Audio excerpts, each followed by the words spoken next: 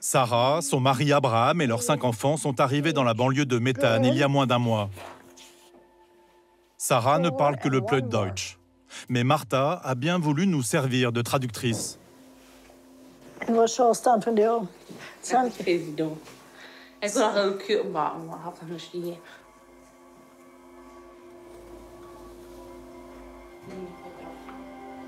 D'où vient cette famille? Pourquoi a-t-elle décidé de rejoindre cette communauté? Mes amis là-bas dans la colonie, ceux avec qui nous nous retrouvions souvent pour manger un barbecue, ils se sont réunis et ils ont parlé de moi en disant que j'avais tous les vices. La bière, les cigares et la coca.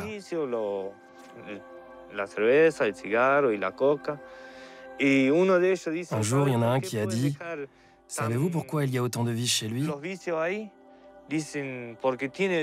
Parce qu'il y a le diable en lui. C'est pour ça qu'il a ses vices. » Donc ça veut dire que j'ai le diable en moi, c'est ça, non?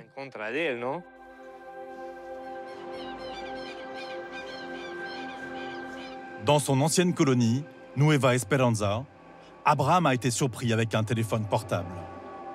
Pour le punir, ses enfants ont été privés d'école et on lui a fait perdre son travail. Une vie au banc de sa communauté qu'il n'a pas supportée. La famille s'est alors exilée vers cette colonie.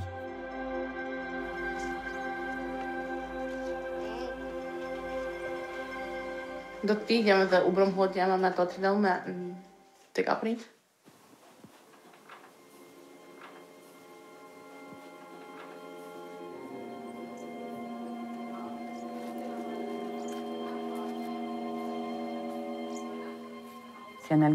a-t-il un moment où tu ne croyais plus en la vie? Tu ne voulais plus vivre?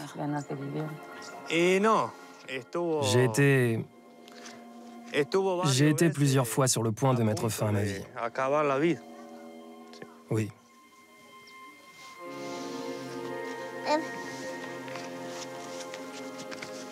Mais je suis heureux de pouvoir continuer à vivre. Sans police et sans prison, c'est donc par une pression sociale extrême que ces communautés se maintiennent.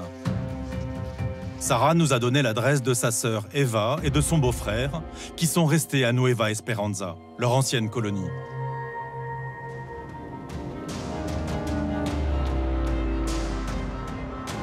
Elle est située à plus de 1300 km, et nous prenons la route dans l'espoir de les rencontrer.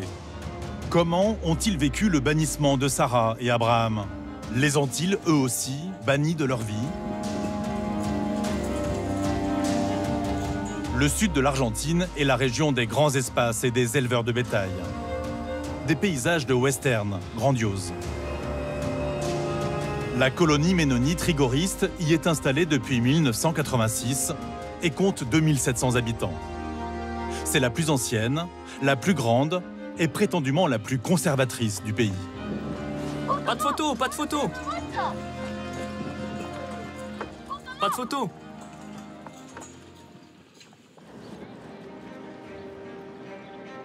Ici, comme dans toutes les colonies, il n'y a pas d'adresse ni de numéro de rue. On se repère au nom et au métier du chef de famille.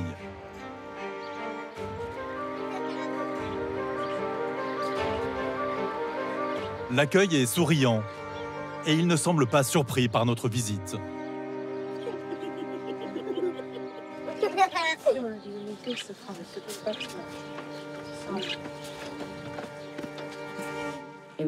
Et vous, ici, vous avez un téléphone portable? Oui, nous en avons un aussi. Il y a bien un téléphone portable dans cette maison. Où est votre téléphone portable? Mon téléphone? Vous voulez le voir? On peut voir?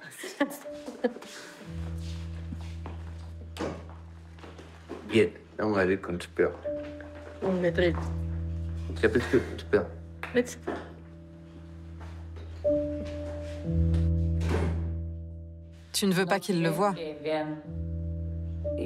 Non, je ne veux pas qu'il voie tout ça.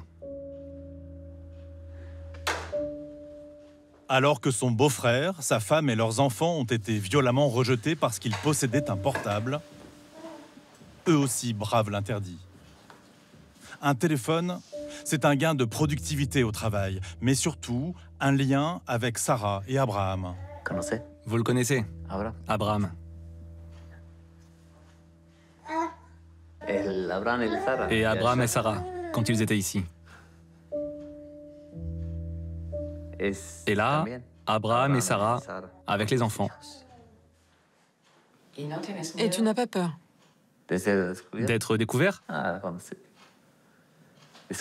Si je suis découvert, et s'ils viennent, et que ça se sait, je dois le changer. Je dois le donner. Tu n'es pas obligé de mentir. Mais plus tard, comment tu vas faire sans téléphone portable? Je vais en acheter un autre.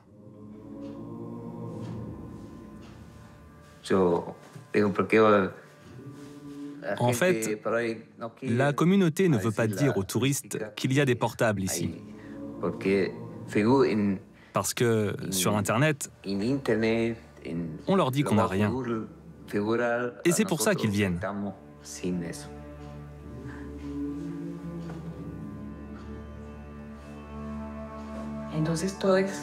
Donc tout ça, c'est pour les touristes.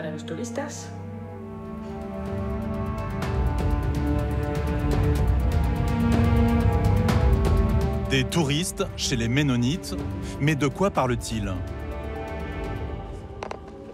Qu'est-ce qui se passe? Voyons voir là. À l'entrée de la communauté se déroule une scène inimaginable en terre ménonite, surtout dans la colonie réputée la plus intégriste du pays. Bonjour à tous, je m'appelle Analia. Vous vous souvenez de la série La petite maison dans la prairie? Ce mode de vie particulier n'est ni meilleur ni pire, mais il est complètement différent du nôtre.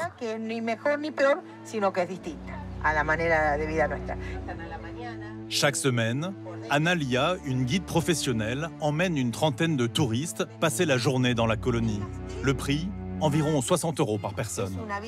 Et c'est une vie sacrificielle. Tout le monde travaille de l'aube au crépuscule, environ 11 heures par jour dans la colonie.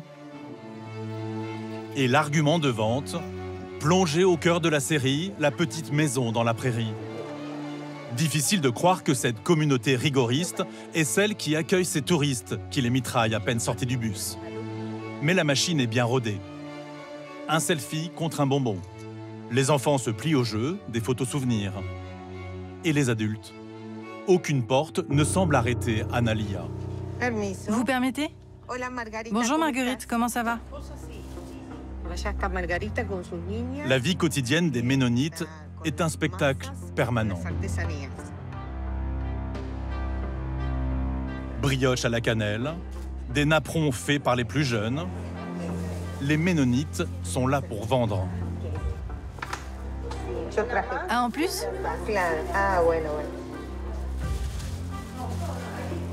Merci beaucoup. Le tour continue vers l'église, le lieu le plus sacré de la colonie que nous n'avons jamais pu filmer pendant toutes nos semaines d'immersion.